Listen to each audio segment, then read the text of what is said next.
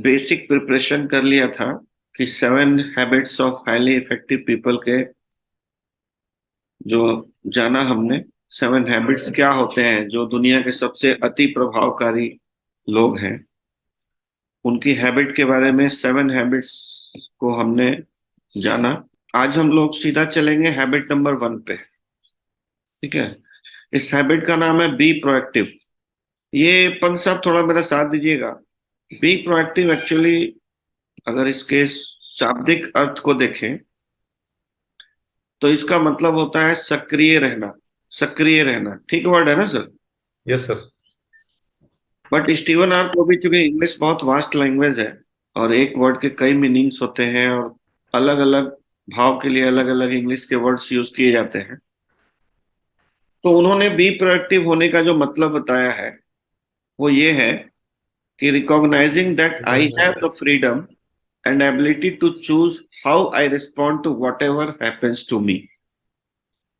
मतलब आपके जीवन में जो कुछ भी होता है, अच्छा या बुरा, एज ए ह्यूमन हमारे पास एक पावर है और एक फ्रीडम है, हमारे पास एक स्वतंत्रता है और हम सक्षम हैं कि हम उसको कैसे रिस्पॉन्ड करें। हम कई तरीके से सिचुएशंस को रिस्पॉन्ड कर सकते हैं। ये ग्रेटनेस की निशानी है। जैसे आज आज जो हम लोगों ने महान लोगों को सुना है, समझा है, देखा है, किताबें पढ़ी हैं, जितने भी महान लोग हुए हैं उन लोगों के जीवन में ना एक बात नजर आती है कि उनके जीवन में भी सब कुछ अच्छा अच्छा नहीं हुआ। जैसे श्री राम भगवान की बात करें हम लोग, तो उनकी लाइफ में कितने सारे चैलेंजेस थे ना सर? बहुत सारे चैलेंजेस थे। यस। शायद उतने चैलेंजेस हमारे जीवन में आ जाए तो हम लोग टूट जाएंगे। सुबह उनका राज्याभिषेक होने वाला था और रातों रात कुछ ऐसा हुआ कि सुबह उनको पत्नी के साथ, पत्नी तो बाद की बात है, खुद अकेले जाने का ये ऑर्डर मिल गया पिताजी से कि आपको जंगल में जाके 14 साल वनवास में रहना पड़ेगा। ऐसा सोच के देखिए अगर हमारे जीवन में हो जाए तो शायद हम उस दिन पिताजी की बात ना माने। नहीं बोलेंगे नहीं चलो, नहीं नहीं मानता हूं मैं आपकी बात। तो जीवन में ना अच्छा और बुरा, अनएक्सपेक्टेड घटनाएं होती रहती हैं। जो ग्रेट लोग होते हैं ना, वो ग्रेट इसलिए होते हैं कि वो उसको रिस्पॉन्ड सही तरीके से करते हैं। आम आदमी क्या करता है? रिएक्ट करता है। और वो लोग करते हैं रिस्पॉन्ड। हालांकि मैं भी इसमें एक्सपर्ट नहीं हूं, मैं बता दूं आपको, आपको बता रहा हूँ 7 habits of highly effective people. Steven R Covey की, पूरी दुनिया में जो जाने माने, पूरी दुनिया इस बुक को मानती है, सारे मैनेजमेंट स्कूल्स में इस बुक को पढ़ाया जाता है। लेकिन मैं आपको बता रहा हूँ तो ऐसा मत समझिए कि मैं एकदम एक्सपर्ट हो गया हूँ, मैं बहुत अच्छा रिस्पॉन्ड करता हूँ। कई बार मैं भी रिएक्ट कर जाता हूँ, बट मैंने इसको पहचान लिया है कि ये मेरी कमी है। जब आप एक बार अपनी कमियों को पहचान लेते हैं ना, एक्सेप्ट कर लेते हैं कि ये मेरे में कमी है, तो सुधार की प्रक्रिया वहीं से शुरू हो जाती है। और प्रेजेंटेबल बनने की जरूरत है, वरना हो सकता है कि आपकी 2 टीम चल जाए, कुछ पैसा भी आ जाए, लेकिन आप बहुत कुछ लूज भी करेंगे। क्योंकि इनर्जी ऐसा बिजनेस नहीं है सर कि 1 2 लाइन चल गई तो काम हो गया। इनर्जी ऐसा बिजनेस है जो बिल्कुल बिजनेस की तरह है। आप अगर ग्रो करते रहेंगे, आप कुछ और नए फ्रंट्स ओपन करते रहेंगे, आप और नई टीम बनाते रहेंगे, तो स्काई इज द लिमिट। कुछ भी बनाया जा सकता है महीने का। तो जब संभावना असीमित है इनेजिक बिजनेस में, तो हम सैचुरेट क्यों करेंगे? हमको 2 ही लाइन चलाना है। अपनी लिमिटेशंस क्यों बांधे? हम कुछ भी कर सकते हैं। दूसरी बात कि कई बार आप देखेंगे कि अगर आपकी टीम में इनेजिक प्रोडक्ट की वजह से और इनेजिक बिजनेस की वजह से ऐसे ऐसे लोग आपकी टीम में आ रहे हैं जो आपसे कहीं सुपीरियर लेवल के लोग हैं, कई मामलों में। इसी मीटिंग में जो बैठे हुए लोग हैं, हम में से कई लोग हमसे कई मामलों में बहुत आगे के लोग हैं। उनको हमारा प्रोडक्ट अच्छा लगा है, लेकिन मजा तब आए जब आप भी अच्छे लगे हो। तो इसके लिए हमें रेगुलर अपग्रेड करना पड़ेगा अपने आप। और अपग्रेड करेंगे तो टीम में आपको रिस्पेक्ट मिलेगा। क्योंकि मैंने अपनी लाइफ में एक बात फील किया है बहुत गहराई से, कि जब आपके पास जो चीज की कमी होती है ना, आपका फोकस उधर ही लगा रहता है। तो जब तक पैसों की कमी है, आपका दिमाग हमेशा पैसों की तरफ भागता है। लेकिन जिस दिन सफिशियंट पैसा हो जाएगा, उस दिन हमारा दिमाग कुछ और ढूंढना शुरू कर देता है, और वो होता है रिकॉग्निशन। सबसे बड़ी भूख है सर, रिकॉग्निशन की। आपने देखा होगा कि कई लोग बहुत पैसा कमाने के बाद मंदिरों में दान दे देते हैं। देते हैं ना सर दान? क्यों दान दे देते हैं? इतनी मेहनत से कमाया उन्होंने पैसा। क्योंकि उनको रिकॉग्निशन की भूख जग गई अब। और लास्ट भूख होता है इंसान का स्पिरिचुअलिटी की, मैं क्यों आया हूँ धरती पे। ये ढूंढने में लग जाते हैं अमीर लोग, और वो फिर बड़े बड़े सदगुरु लोगों की शरण में चले जाते हैं। बिल्कुल तो क्योंकि स्पिरिचुअलिटी लास्ट स्टेज है हर इंसान का। लेकिन एक भूखे पेट वाले आदमी से अगर आप स्पिरिचुअलिटी की बात करोगे ना, उसको कुछ समझ में नहीं आएगा। नहीं आएगा सर, वो बेसिक बेसिक नीड है, वो पूरा करना उसकी जरूरत है। बिल्कुल। हम में से जो भी लोग यहाँ बैठते हैं, बेसिक नीड से थोड़े ऊपर वाले लोग हैं। ठीक है। बेसिक नीड्स तो हमारी वैसे भी पूरी हो जाएगी, हम सब जो यहाँ बैठे हैं। लेकिन उसके बाद सिक्योरिटी, सम्मान, बहुत सारी चीजें इंसान को चाहिए होती है, जो मैस्लो के लॉ में हम लोगों ने पढ़ा था, हायरार्की ऑफ नीड्स। मैस्लो का रूल हमेशा याद रखिएगा कि हायरार्की ऑफ नीड्स, हमारी नीड्स बदलती रहती है। पैसों के अलावा हमको नेम, फेम, रिकॉग्निशन और पीस ऑफ माइंड चाहिए। फिलॉसफी है एनर्जी की, वो यही है। True physical health, true financial health, और true mental health. Mental health. Yes.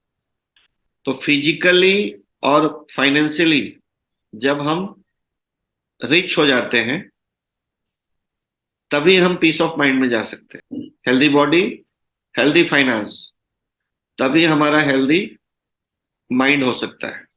ठीक है, नहीं तो कुछ ना कुछ तकलीफ आती रहती है। तो मिस्टर ओशिरो के इस विजन के हम सब सिपाही हैं, और इस विजन को हम स्प्रेड करने में लगे हैं, लोगों तक बताने में। तो अपने प्रेजेंटेशंस में भी हम लोग ना कई बार भूल जाते हैं, लाल पीला दिखाने के चक्कर में। तो इसको इंक्लूड कीजिए कि हमारा विजन ये है। विजन बहुत जरूरी होता है। तो आप लोगों के भी व्यूज इस पे लेना चाहूंगा। अभी मैं इसको पहले देख लेता हूँ। ये हैबिट नंबर 1 है सर। ठीक है। इस पे दो चार लोग जो बहुत अच्छा समझ पाए, कुछ अपने व्यूज बताइए।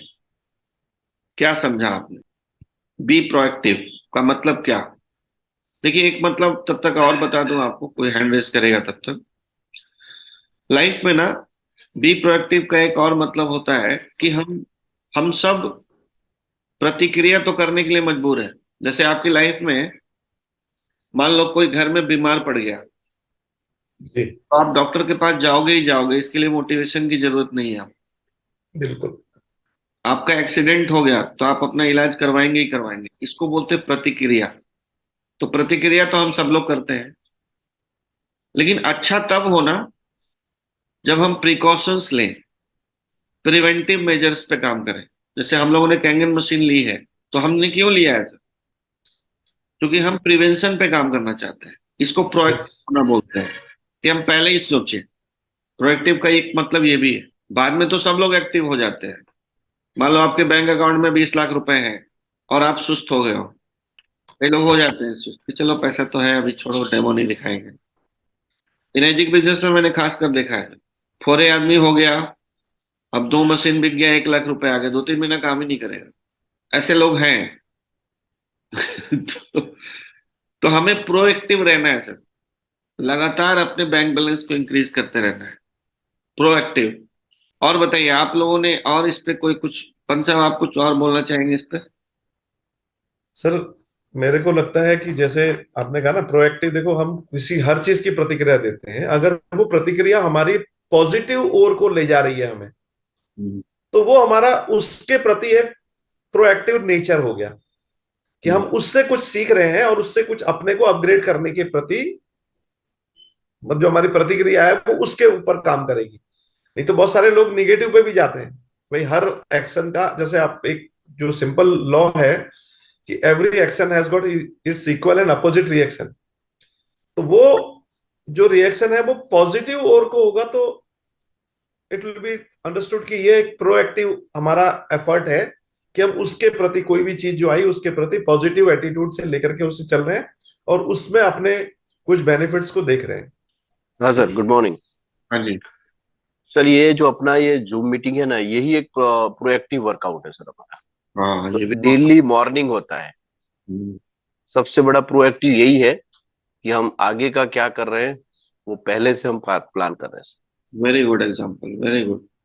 मतलब हम इंतजार नहीं कर रहे हैं कि सेल डाउन हो जाएगा तब काम करेंगे, या पैसे खत्म हो जाएंगे तब काम करेंगे, या हेल्थ खराब हो जाएगा तब एक्सरसाइज करेंगे। पहले ही हम सब आ गया सर। प्रोएक्टिव हो गए हैं। Very good, yes very sir. Good. यही होता है, देखो अलग अलग लोग विचार देते हैं ना तो मजा आ जाता है।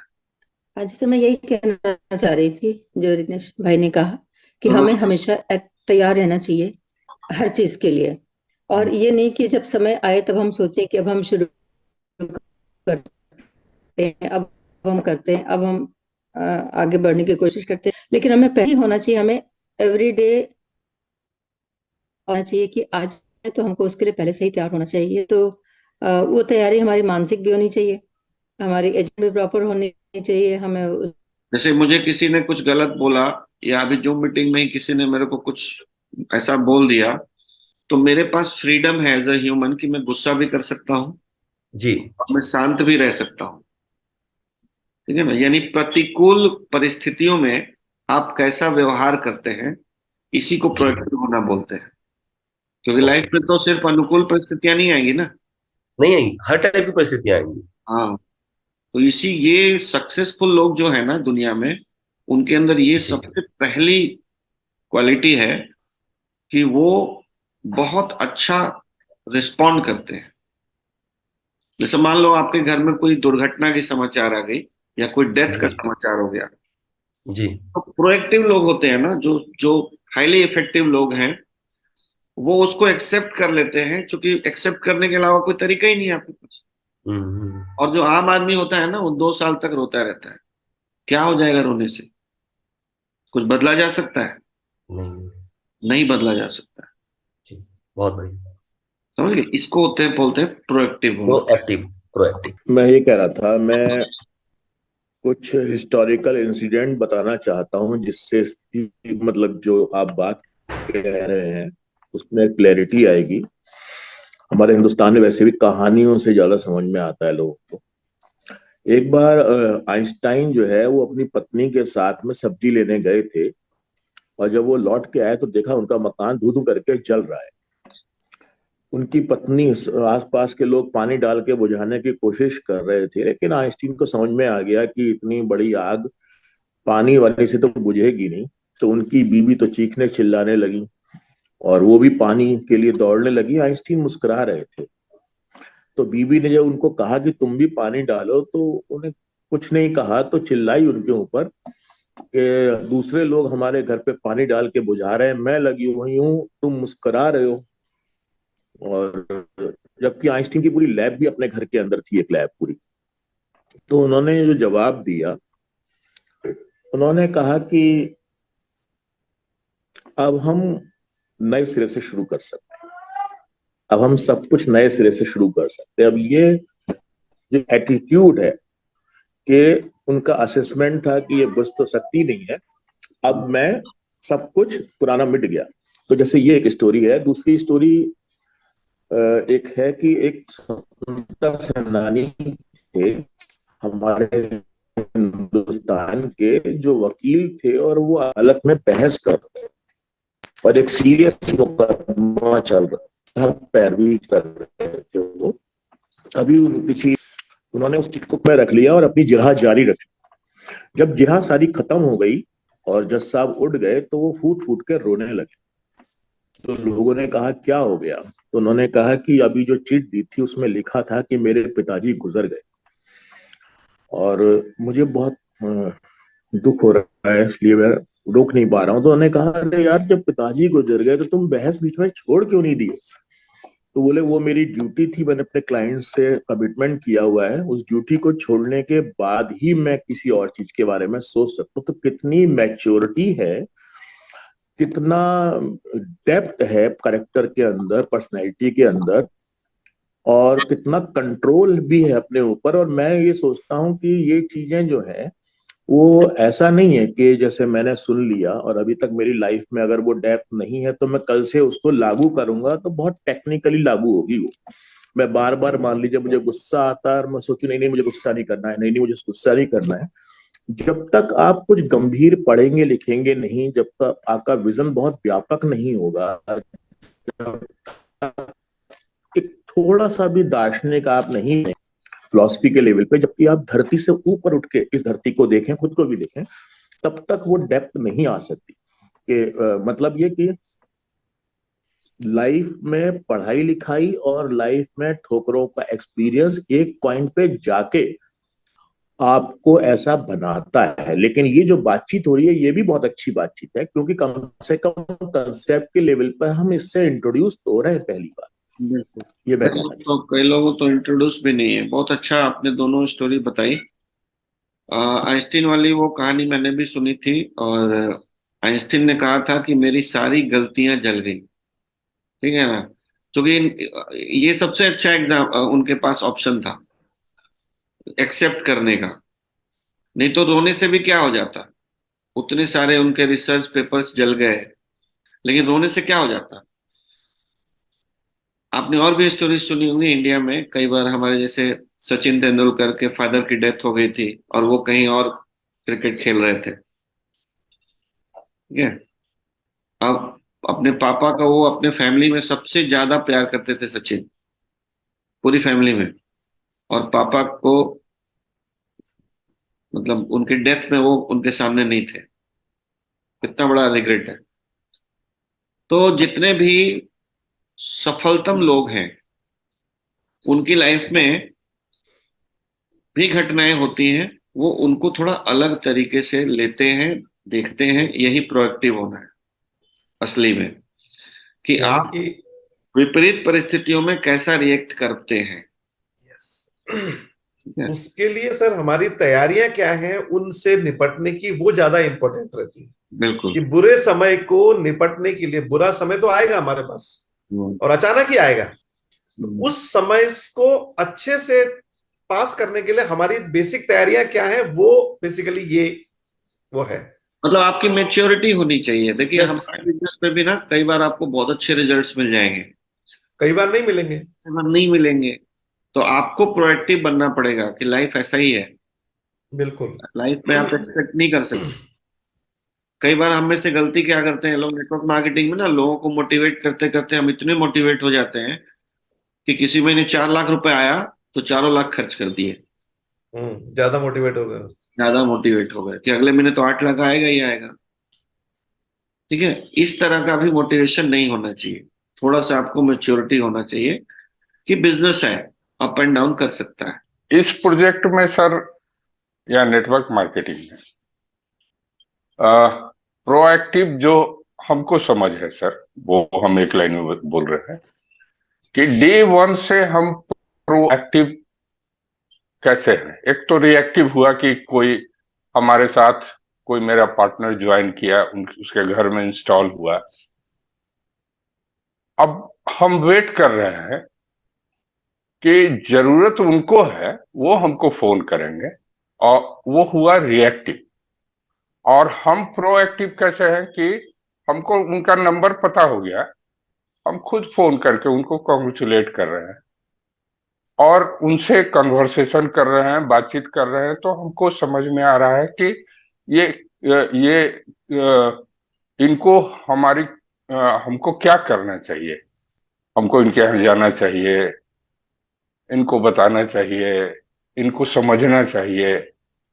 तो हम सर यही प्रयास करते हैं कि हमारे टीम में, हमारे ग्रुप में जो भी आ रहे हैं, हम प्रोएक्टिव होके काम करें, लोगों को समझे, लोगों को जहां जरूरत है वहां हम जाए।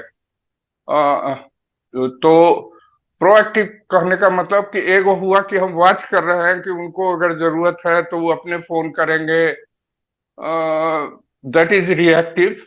और प्रोएक्टिव का मतलब हम पहले से ही, कोई हमको बोले या ना बोले, हम प्रोएक्टिवली काम कर रहे हैं। हम तो यही मीनिंग समझते हैं सर।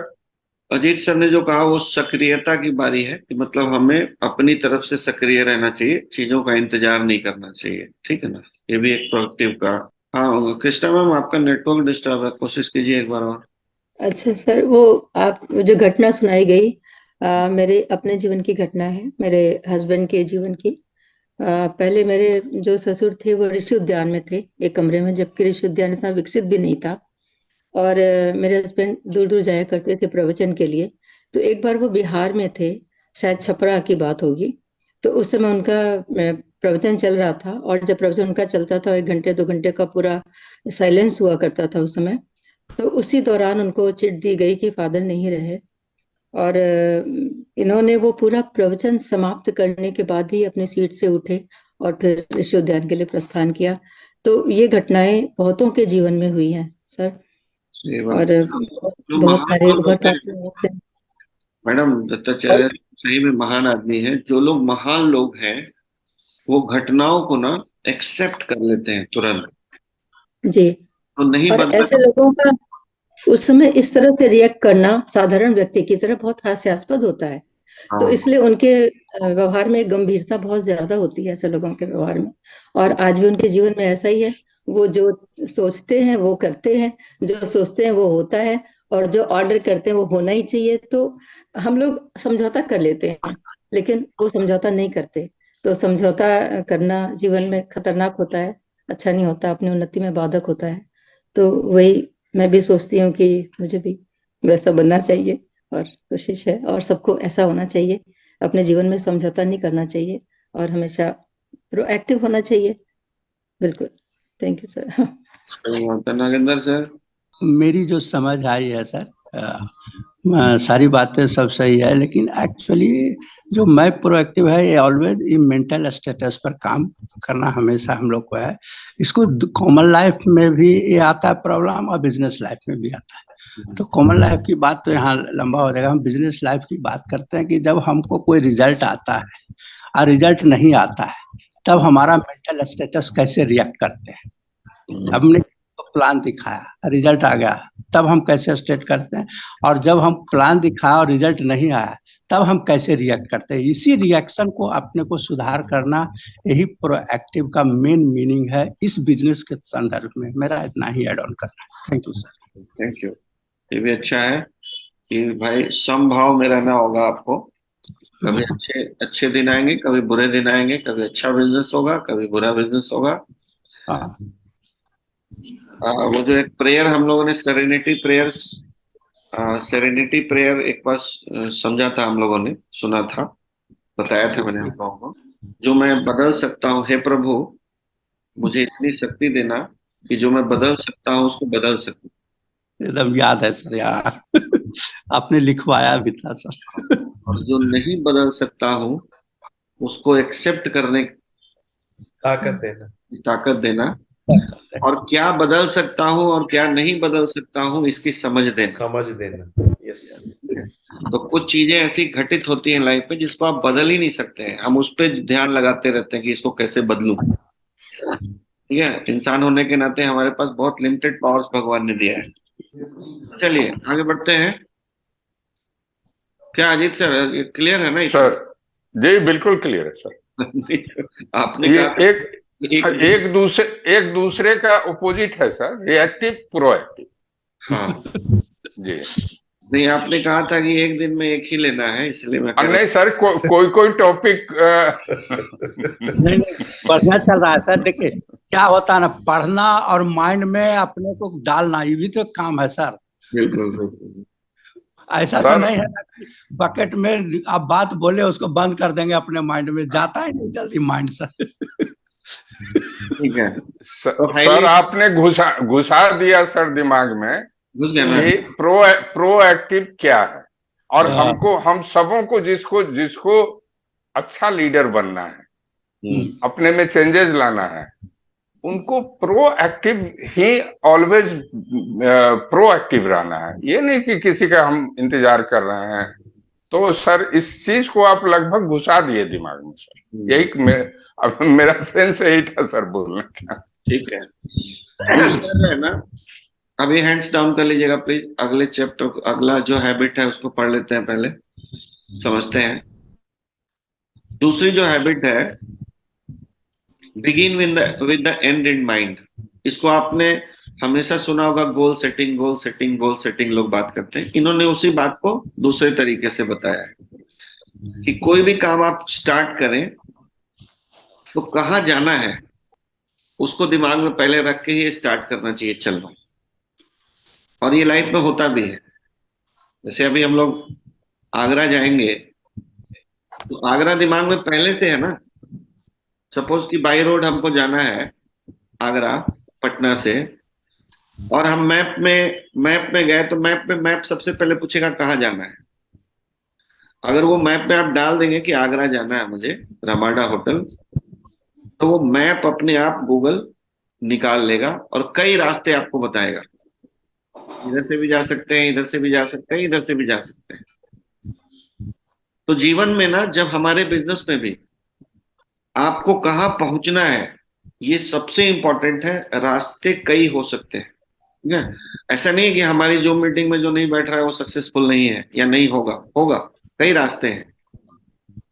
जैसे मान लो एक आलू की सब्जी बनाने के कई तरीके हो सकते हैं, और कौन सा तरीका सही है कौन सा गलत है ये बात करना भी गलत है। अलग अलग तरीके होते हैं बहुत सारे। तो तरीका बहुत सारा हो सकता है, लेकिन कहाँ जाना है ये सबसे इंपॉर्टेंट बात है। इसको ध्यान से हमको समझना है, ठीक है। इसको इन्होंने क्या बताया है थोड़ा और समझते हैं। कि ये पर्सनल लीडरशिप की हैबिट है। जितने भी सफलतम लोग हैं ना, उन्होंने, जैसे मान लो एक कहानी हम लोगों ने बहुत बार सुनते हैं हम लोग, कि 3 लोग पत्थर तोड़ रहे थे, एक मंदिर का निर्माण हो रहा था। तो पहले से पूछा गया कि तुम क्या कर रहे हो, तो उसने कहा कि मैं पत्थर तोड़ रहा हूँ दाल रोटी कमाने के लिए, मुझे दिहाड़ी मिलती है, इसी से मेरा खर्चा चलता है। सेकंड ने कहा, शायद दो ही लोग थे, लेकिन दूसरे ने कहा कि मैं मंदिर के निर्माण में लगा हुआ, यानी मंदिर उसके दिमाग में था, ठीक है। तो हम भी ना कई बार भटक जाते हैं, हमें लगता है हम मशीन बेच रहे हैं। भैया हम मशीन नहीं बेच रहे हैं, हम एक डिस्ट्रीब्यूटर ढूंढ रहे हैं। या उससे भी बड़ी बात करें तो हम फ्रीडम के लिए काम कर रहे हैं। इस बात को हमेशा दिमाग में रखिए और लोगों को बताइए भी। काम तो दुनिया में बहुत सारे पैसे कमाने के रास्ते हैं, और हो सकता है इनर्जी से ज्यादा बड़ा पैसा भी आपको किसी काम में मिल जाए, लेकिन जो फ्रीडम आपको एनर्जी दे सकता है वो शायद कहीं और ना मिले। तो ये पर्सनल हैबिट है, एक हैबिट है पर्सनल लीडरशिप का, ये इन्होंने बताया है। और थोड़ा देखता हूं मैं आगे, इसी को थोड़ा और एक्सप्लेन किया है इन्होंने। If you don't know where you are going, how will you know when you get there. अगर आपको ये पता ही नहीं है कि आप कहाँ जा रहे हैं, तो आपको कैसे पता लगेगा कि आप कब पहुंचेंगे। तो लाइफ को ऐसा भी नहीं करना चाहिए कि बस चल रहे हैं, कहाँ जा रहे हैं पता ही नहीं है। मैंने अपने अनुभव में जैसे जैसे मैं ग्रो कर रहा हूँ, मैंने ये सीखा है कि दाल रोटी के लिए कभी काम नहीं करना चाहिए। क्योंकि ये सृष्टि में ना भगवान की ऐसी रचना है कि किसी की जो मूलभूत आवश्यकता है वो पूरी हो जाती है। जानवर का पूरा होता है, पेड़ पौधों का पूरा होता है, तो हम तो इंसान है, उसके लिए एफर्ट्स डालने की क्या जरूरत है दाल रोटी के लिए। हमको अगर एफर्ट डालना ही है तो कुछ बड़े उद्देश्य के लिए एफर्ट डालेंगे ना। और वो बड़ा उद्देश्य ये है कि हमारे आने वाली पीढ़ी को हम कुछ इतना जायदाद छोड़ के जाएं, कुछ ऐसा इनहेरिट करके जाएं कि उनको पैसों के लिए काम ना करना पड़े। आज इंडिया में बहुत सारे ऐसे लोग हैं जिनके दादा परदादा ने या किसी ने इतना अच्छा काम करके छोड़ा है कि अगर लालच में ना पड़े हो, और ज्यादा लालच में, तो उनको जीवन भर कोई काम करने की जरूरत नहीं है। लेकिन वो करते हैं काम। तो क्या काम करते हैं? जो उनका मनपसंद काम है। काम तो मनुष्य का श्रृंगार है, करना ही चाहिए। लेकिन एक होता है कि हम ब्रेड एंड बटर के लिए संघर्ष कर रहे हैं, अपनी जो बेसिक नीड है उसको पूरा करने के लिए काम कर रहे हैं, और एक होता है कि हम कोई बड़ा महल बनाने के लिए काम कर रहे हैं। दोनों में फर्क है। कुछ अपनी हॉबी को परस्यू कर रहे हैं।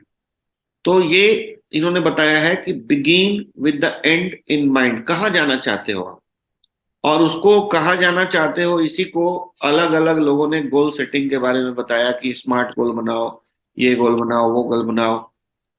और लोगों ने ये भी बताया कि अपने घर में जहां पे सबसे ज्यादा बार आपकी नजर पड़ेगी वहां पे चिपकाओ, ताकि वो आपको रिमाइंड कराता रहे कि आपको कहाँ जाना है, क्योंकि लंबा रास्ता है, एक दिन की जर्नी नहीं है ना हमारी।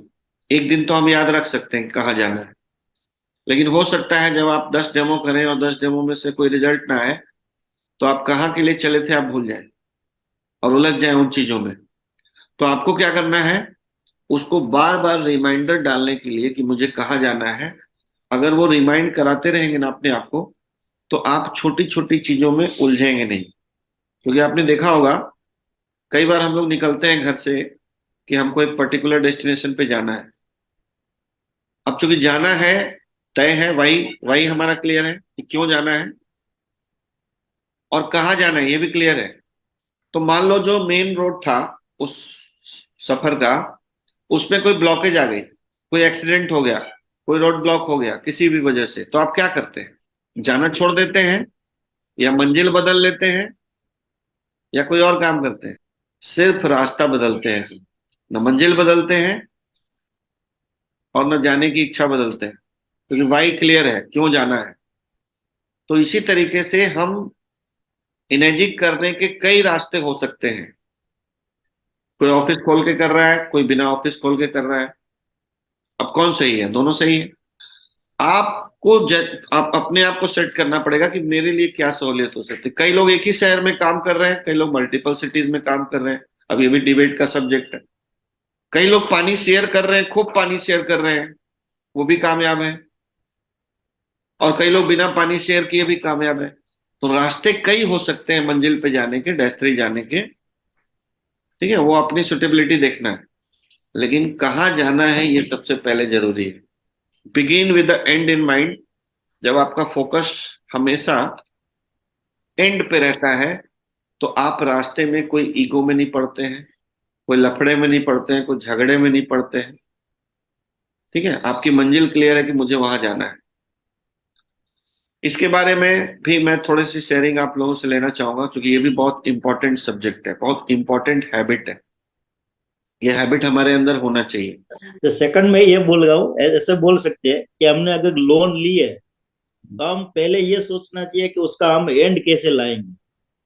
हम कभी कभी क्या लोग लोन ले लेते हैं, फिर उसका एंड कैसे लाएंगे वो उनको पता नहीं होता है। तो कोई भी अगर फैक्ट्री डाल रहा है तो पहले उसको ये सब सोचना चाहिए। ऐसे एक एग्जांपल दे कि उसका मैं एंड कहाँ से कहाँ मैं ले जाऊंगा। तो एंड पहले सोचना चाहिए कोई भी चीज का कि मैं ये अभी कर रहा हूँ तो उसको एंड कैसे लाऊंगा। हाँ, एंड कैसा करना है मेरे को। Yes yes. क्योंकि मूवीज भी जो बनती है ना, यस। उसमें भी एंड पहले डिजाइन होता है, फिर बाद में बाकी स्टोरी लिखी जाती है। सही है। पूरी चीज मोटिवेशन से जुड़ी है। अगर आप एंड आपके दिमाग में गहराई से आत्मसात नहीं हुआ है तो आपका मोटिवेशन या तो मतलब बहुत कमजोर रहेगा या नहीं रहेगा। दर्शन में एक आता है जो समाज की सारी चीजों पर लागू होता है, वह है कार्य कारण संबंध। कार्य वही होगा जिसके लिए कोई कारण होगा, जिस काम के लिए कोई कारण नहीं होगा वो कार्य नहीं। और जब कार्य संपन्न होगा तो उससे आगे के लिए कारण पैदा खुद ब खुद हो जाएगा। तो प्रोग्रेस करने का रास्ता ही कार्य कारण संबंध का होता है, ग्रोथ यही होता है। तो आप अपना लक्ष्य डिसाइड करते हैं, उसके हिसाब से आपकी गति हो जाती है। जैसे मैं किसी को रास्ते में देखता हूँ, वॉक सुबह सुबह वॉक पे जा रहा है या काम पे जा रहा है। अगर वो काम पे जा रहा है तो उसकी रफ्तार अलग होती है, अगर वो वॉक कर रहा होता है तो उसका स्टाइल अलग होता है। Very good. उनके दिमाग उनके दिमाग में जो गोल सेट है वो गोल उनकी पूरी की पूरे ब्रेन को स्ट्रीमलाइन करता है उसके हिसाब से। जी सर। हाँ जी। एक्चुअली सर मैं ये बोलना चाहूंगा कि जैसे फुटबॉल का ग्राउंड होता है सर, उसमें अगर फुटबॉल खेलना है तो 11-11 की टीम होती है, जो भी टीम होती है उसको फुटबॉल दे दिया जाता है, लेकिन गोल पोस्ट नहीं है। तो सिर्फ बॉल को इधर इधर घुमाता ही रहेंगे। ऐसे ऊपर वाले ने हमें एक जिंदगी दी है, अगर कोई गोल पोस्ट नहीं है तो जिंदगी इधर उधर चलती रहेगी, पता नहीं कहाँ जाना है क्या जाना है, और वो जिंदगी का कोई तात्पर्य और मतलब नहीं रहता है, तो जिंदगी जीने में मजा भी नहीं आता है। तो इसीलिए नो गोल नो ग्रोथ। कोई गोल के बिना ग्रोथ है ही नहीं सर। सही बात है। उसी को thank you sir. Stephen Covey ने गोल को थोड़ा सा अलग अच्छे शब्दों में कहा है कि begin with the and in mind, मतलब शुरुआत ही करो कि कहाँ जाना है ये सोच के। मैं ये कह रहा, जैसे आपने कहा सर डायरेक्शन का पता होना चाहिए, तो मैं 2 एग्जाम्पल देता था अपने स्टूडेंट को जो मैं सोचता हूँ कि जो माचिस की हमने एक तिल्ली जलाते हैं उसकी डायरेक्शन चेंज करते हैं। एक बार इस तरह से पकड़ते हैं, एक इस एंगल में पकड़ते हैं, एक इस एंगल में, तो तीनों के रिजल्ट अलग अलग होंगे सर। नंबर 1। नंबर 2 सर, मैं बच्चों से कहा करता था जो मैथ्स में वीक होते थे कि कोई वीक नहीं होता है, स्लो लर्नर होते हैं। तो जैसे डायरेक्शन का इफेक्ट दिखाता था मैं उन्हें कि एक चौराहे पे हमें खड़ा कर दिया, एक हॉर्स को खड़ा कर दिया, एक गधे को और एक घोड़े को। बहुत सिंपल लैंग्वेज में समझाता हूँ। एक घोड़े को खड़ा कर दिया और एक गधे को खड़ा कर दिया, और डायरेक्शन उसे दे दी, घोड़े को आगरा पहुंचना है। एक चौराहा था नवोदय के पास, अपोजिट डायरेक्शन में फतेहाबाद था, और एक डायरेक्शन थी उसके अपोजिट आगरा की डायरेक्शन। तो आगरा जैसे पहुंचना है तो हमने डायरेक्शन दे दिया गधे को कि आगरा पहुंचना है, तो गधा भी पहुंच जाएगा, और घोड़े को गलत डायरेक्शन दे दिया तो घोड़ा पहुंच भी नहीं पाएगा सर। तो इफेक्ट ऑफ डायरेक्शन बता रहा हूँ sir. Thank you so much sir. ठीक है, आपने थोड़ा सा सब्जेक्ट से अलग बात की, लेकिन ठीक, अच्छा रहा।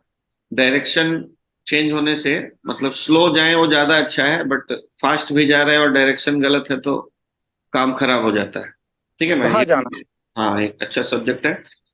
कहाँ जाना है ये ज्यादा इंपॉर्टेंट है, कैसे जाना है, कितनी स्पीड में जाना है, ये सब चलेगा। वैसे दुनिया बहुत तेजी से बदल रही है। पहले के जो कोटेशंस होते थे ना, जिसने सबसे ज्यादा मिडिल क्लास पैदा किया है, slow and steady wins the race, वो सब अब बदल गया। अभी fast and steady wins the race.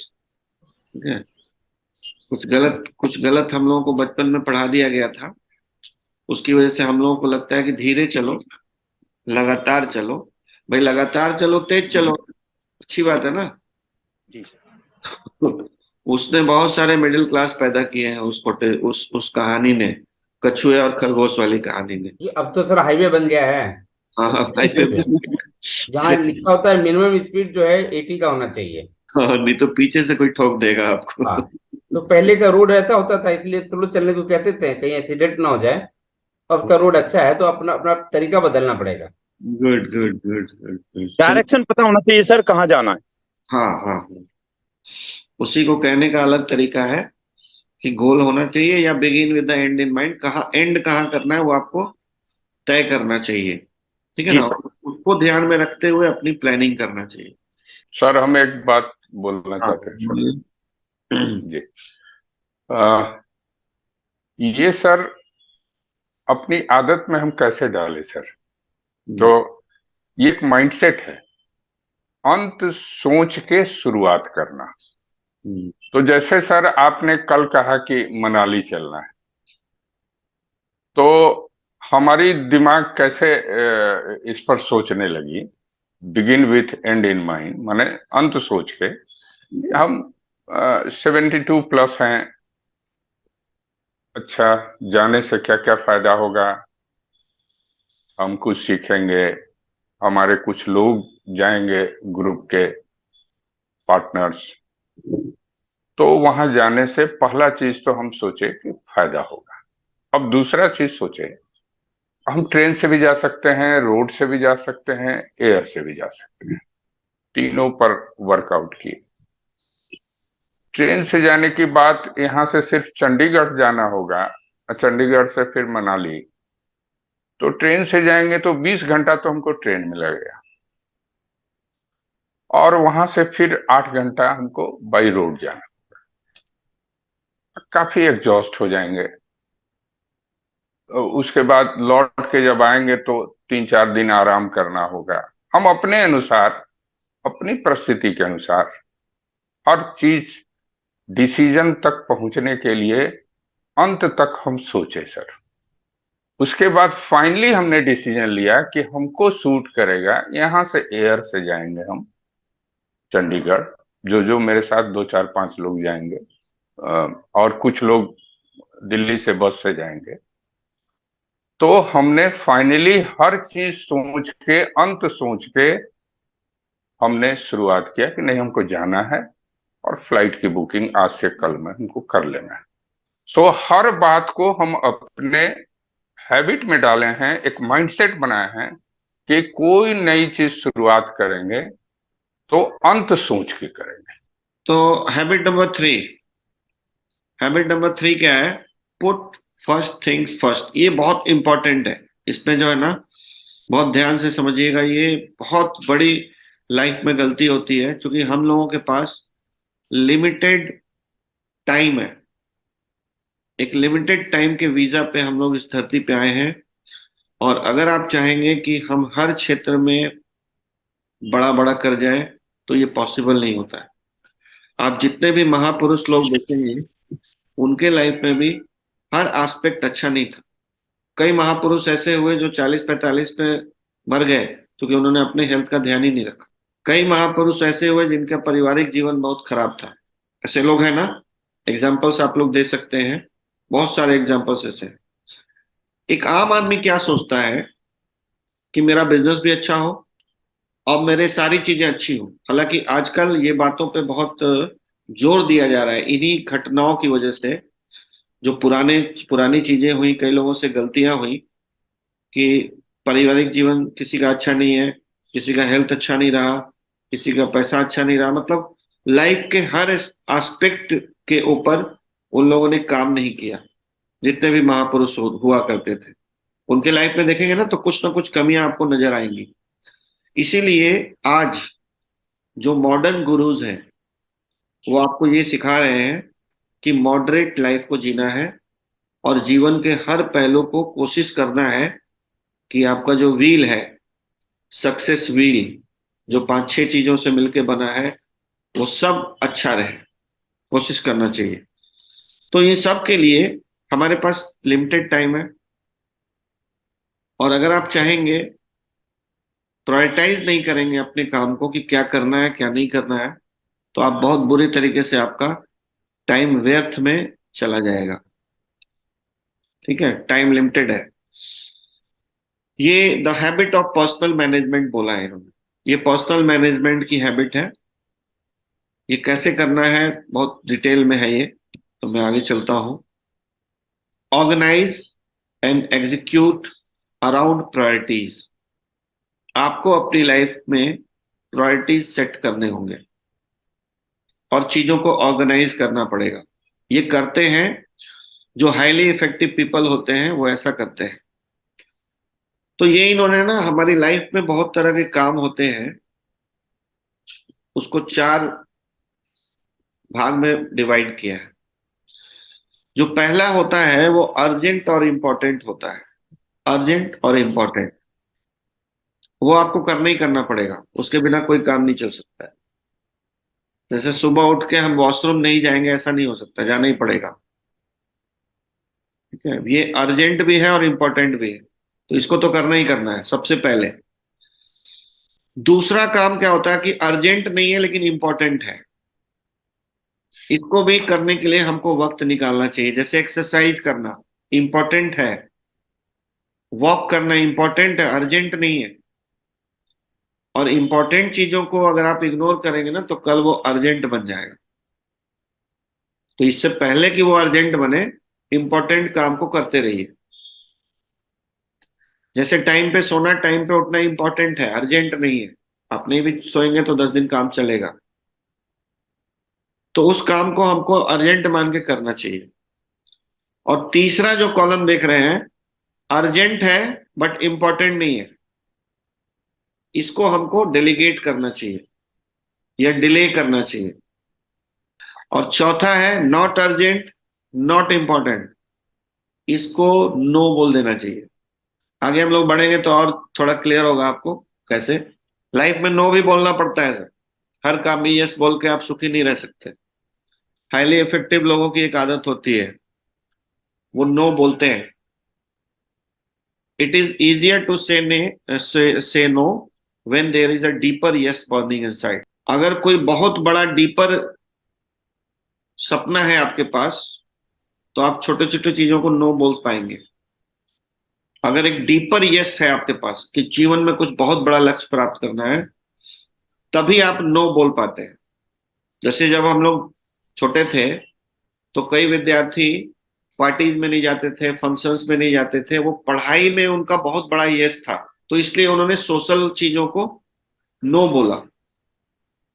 तो लाइफ ऐसा ही है सर, हर चीज को यस बोल के आप अच्छा काम नहीं कर सकते।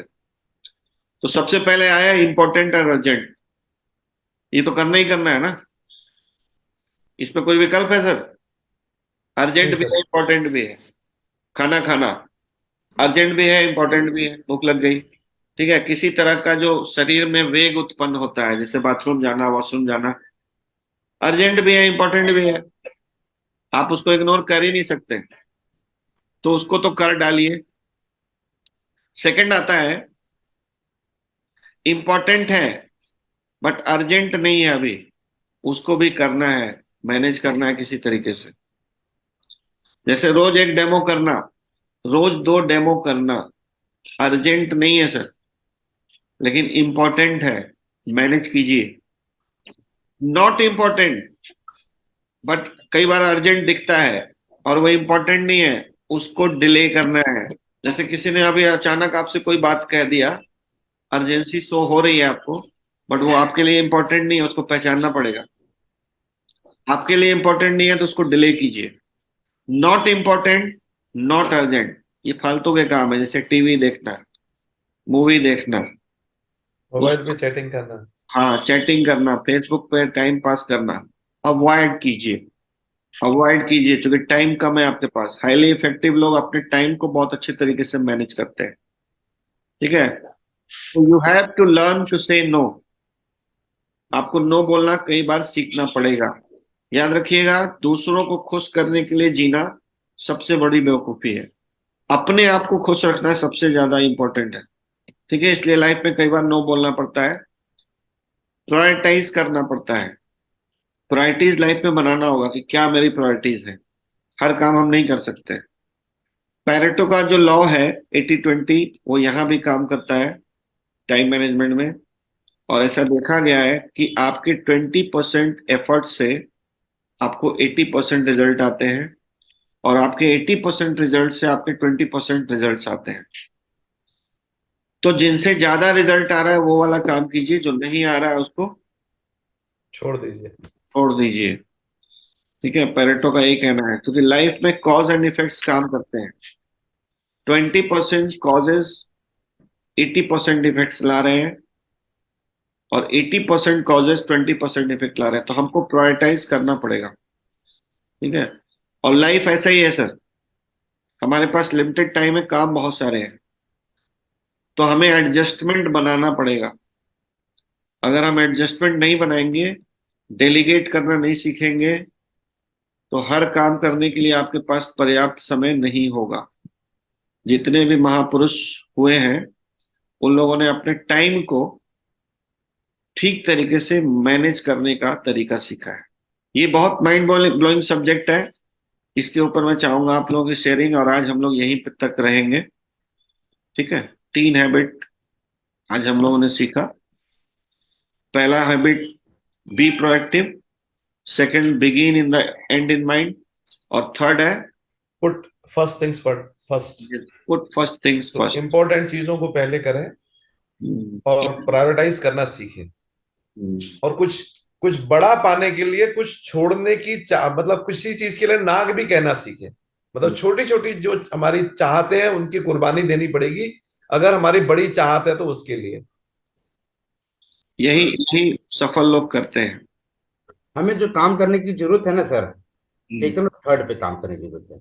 आज की तारीख में लोग क्या कर रहे हैं, फर्स्ट और लास्ट वाले पे ही काम कर रहे हैं। जो बहुत इंपॉर्टेंट है लोग उस पे ही समय दे रहे हैं, और जो लास्ट वाला है सिर्फ उस पे समय दे रहे हैं।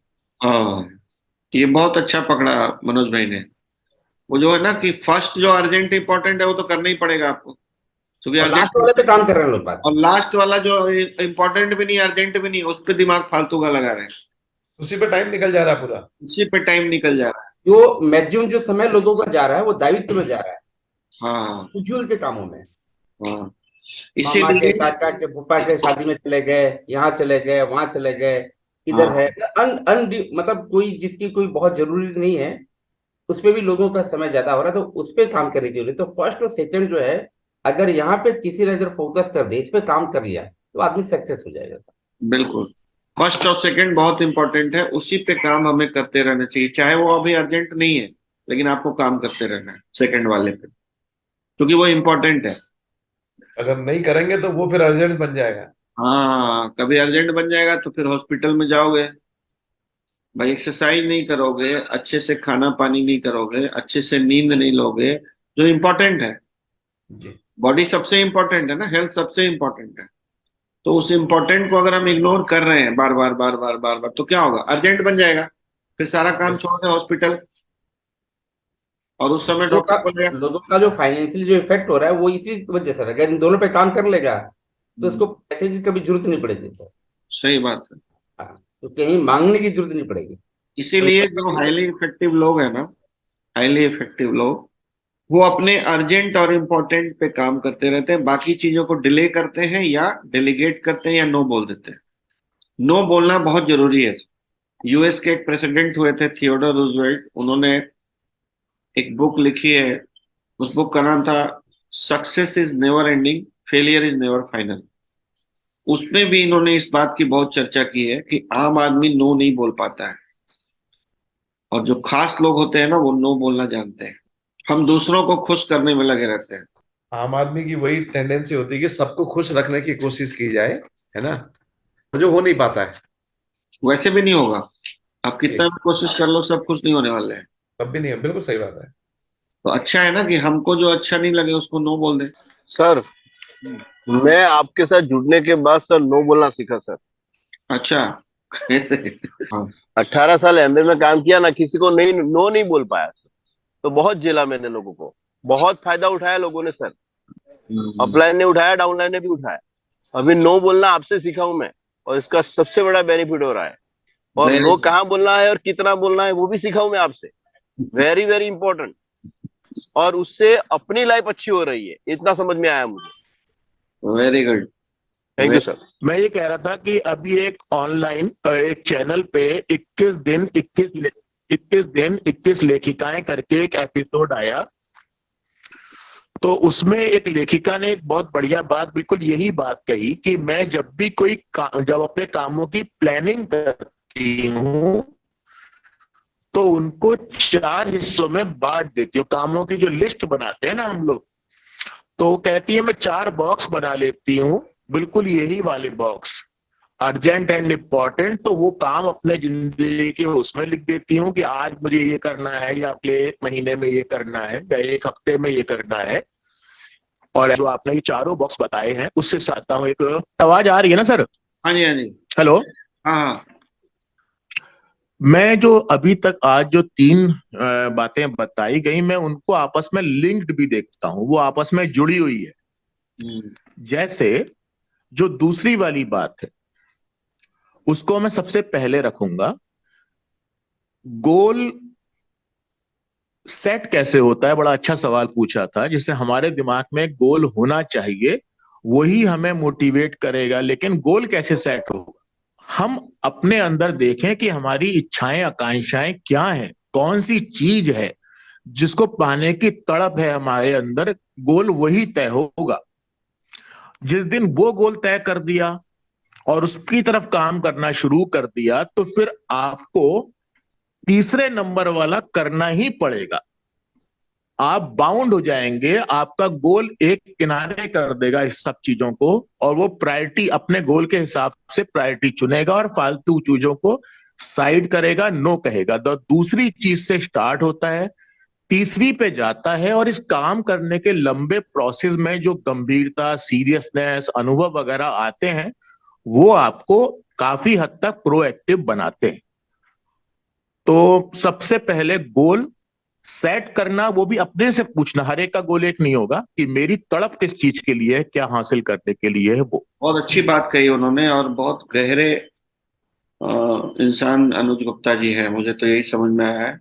इन्होंने तीनों में से दो को लिंक करके भी बता दिया कि अगर आपका गोल सही में दिल से जुड़ा हुआ होगा, मतलब बोरोड गोल नहीं होगा कि किसी ने मर्सिडीज लिया तो मेरे को भी चाहिए, वो वाला नहीं। अगर Yes. सही में तड़प होगी गोल के लिए तो आप प्रायोरिटाइज खुद ही कर लेंगे। बहुत गहरी बात, बिल्कुल। बहुत गहरी बात। चलिए दोस्तों, मुझे बहुत मजा आया। होप कि आप लोगों की लाइफ में भी कुछ सकारात्मक परिवर्तन दिखेगा, क्योंकि परिवर्तन अगर नहीं दिखा तो सब बेकार है। ठीक है, कुछ बदलना है अपने आप को, प्रायोरिटाइज कीजिए। सही में अर्जेंट इंपॉर्टेंट वाला चार्ट बनाइए, देखिए कि जीवन में क्या इंपॉर्टेंट है, क्या अर्जेंट है, अर्जेंट तो करना ही पड़ेगा आपको, क्या नॉट इम्पॉर्टेंट है, ठीक है, और क्या इंपॉर्टेंट भी नहीं अर्जेंट भी नहीं है। उन सब चीजों को, फालतू की चीजों को जीवन से निकालिए, क्योंकि समय कम है। अगर जिस किसी का भी वो लास्ट वाला क्वाड्रेंट खाली होगा ना, वो सबसे ज्यादा सक्सेसफुल हो जाएगा। हाँ, वो खाली रहना चाहिए, फालतू का कोई काम नहीं करना। आप यूट्यूब पे भी जाते हैं ना, तो अपने बिजनेस, अपने गोल से रिलेटेड बिजनेस ही देखिए हमेशा। कोई भी, विवेक बिंद्रा जी बहुत अच्छी बात कहते हैं कि आपका एक गोल स्टेटमेंट है, आपकी हर एक्टिविटी आपके गोल स्टेटमेंट को फिट बैठना चाहिए, नहीं तो वो काम आपको नहीं करना चाहिए। अगर आपके गोल में वो सपोर्ट नहीं करेगा कोई भी एक्टिविटी, तो वो फालतू की एक्टिविटी, उसको छोड़ दीजिए। और अगर सपोर्ट करेगा तो उसको कीजिए। मजे मजे में ये कैंगन की जर्नी को एंजॉय करते हुए, लोगों को बताते हुए आगे बढ़ना है। अंदर काम करना है, बाहर अपने आप सब कुछ अच्छा हो जाएगा। ठीक है, तो थैंक यू वेरी मच।